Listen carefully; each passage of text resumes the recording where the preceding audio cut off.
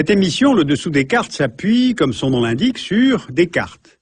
Mais ces cartes, qui sont à la fois des outils de décision et de restitution, sont des choix liés à une histoire, donc des choix culturels.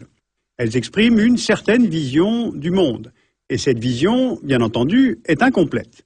Donc aujourd'hui, je vais vous faire découvrir les cartes des autres, à partir d'un atlas préparé par Courrier International, d'autres styles cartographiques qui expriment, comme toujours, d'autres statuts géopolitiques. D'abord, d'où partons-nous?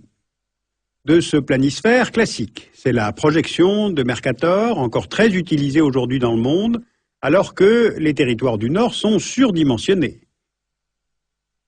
Gerard Mercator était un mathématicien et un géographe néerlandais. Il a vécu au XVIe siècle, à Duisbourg.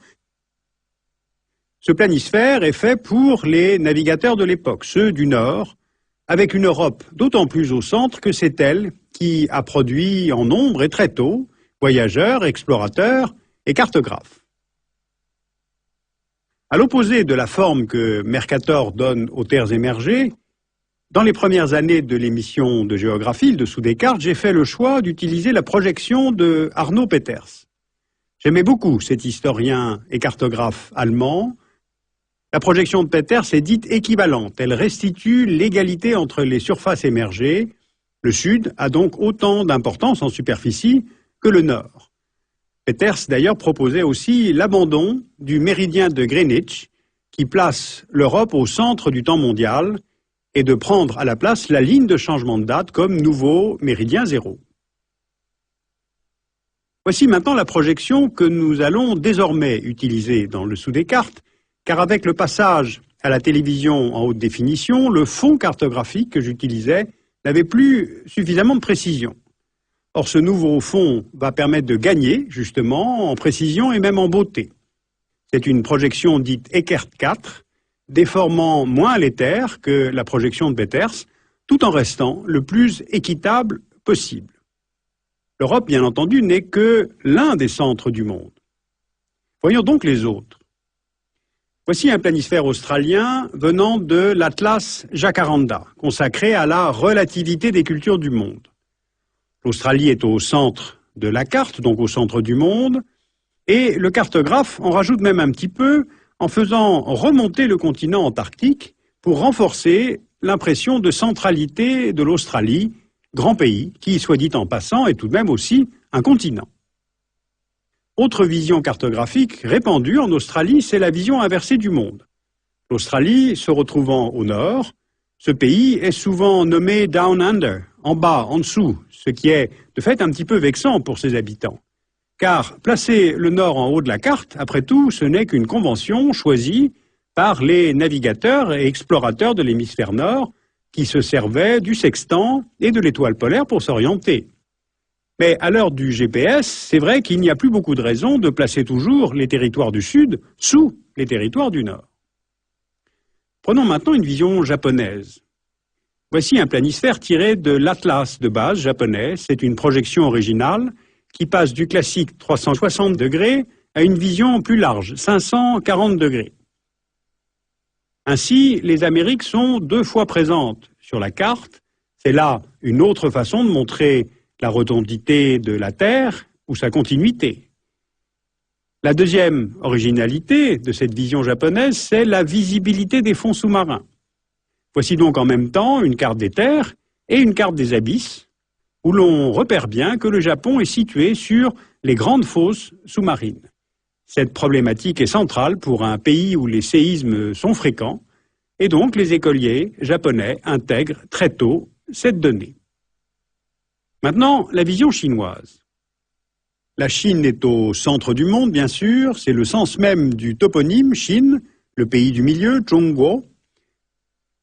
Et si, sur nos planisphères européens, l'océan Pacifique est toujours au fond à droite, là, le planisphère chinois donne toute la mesure de cet immense océan, 2 fois plus étendu que l'océan Atlantique.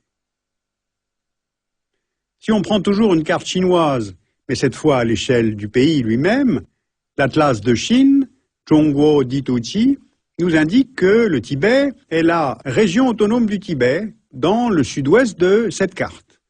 Il s'agit d'une entité administrative qui ne recouvre qu'une portion du territoire historique du Tibet. Le reste du Tibet historique et culturel, dans les régions de l'Amdo et du Kham, est éclaté et administré par les provinces chinoises du Qinghai, du Gansu, du Sichuan et du Yunnan. Rien de tel, en effet, que l'administration et la carte pour fragmenter une réalité historique et une identité. Ce n'est évidemment pas la vision du mouvement indépendantiste tibétain, et cela s'exprime par la carte que vous voyez là maintenant. Ce mouvement indépendantiste est opposé à la voie moyenne incarnée jusqu'à aujourd'hui par le Dalai Lama, et la carte tibétaine récupère le Tibet historique et procède en sens inverse comme l'Atlas chinois.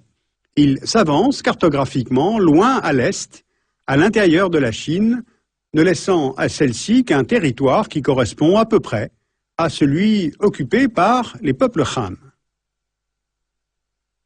Si maintenant on va au sud du Tibet, on découvre une représentation cartographique très révélatrice. La Chine et l'Inde ont 3300 km de frontières communes et les deux pays ont encore deux démarcations litigieuses importantes. À l'ouest, au Cachemire Nord, à l'est, la zone de l'Arunachal Pradesh.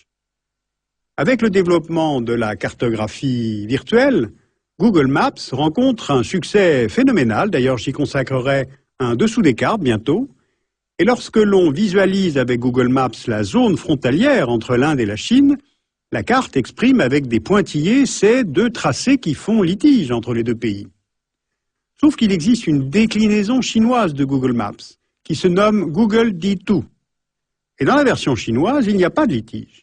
Les territoires contestés sont chinois, les tracés sont en continu, pas de pointillés, si Google veut être vu aussi par les internautes chinois. Regardons maintenant un atlas du monde arabe. Dans l'Atlas al-Watam wal-Alam, publié à Alep, donc en Syrie, on repère cette carte nommée « L'économie dans le monde arabe ». Les pictogrammes nous indiquent les hydrocarbures, l'industrie chimique notamment, mais dans un monde arabe unifié. Regardez la couleur jaune. Notez aussi que Israël est de la même couleur. Notez que les Palestiniens ne produisent rien. Donc cette carte est intéressante parce qu'elle induit un mensonge ou au mieux une approximation. D'abord, les échanges sud-sud sont ridicules par rapport aux exportations vers le nord et vers le reste du monde, car il n'y a pas de complémentarité entre les économies des pays arabes, et enfin il n'y a pas d'unité, de patrie arabe.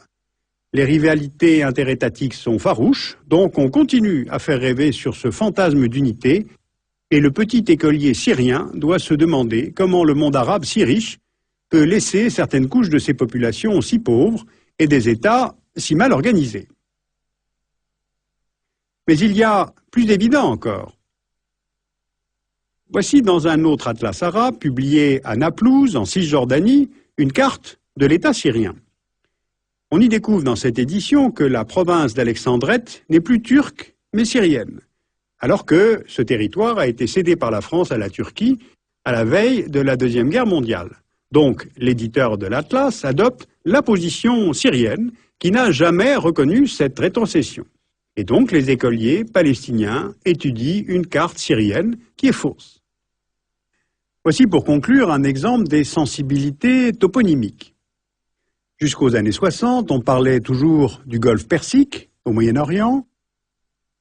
Puis le monde arabe a voulu se réapproprier ce bras de mer en le rebaptisant golfe arabique, comme dans l'Atlas syrien.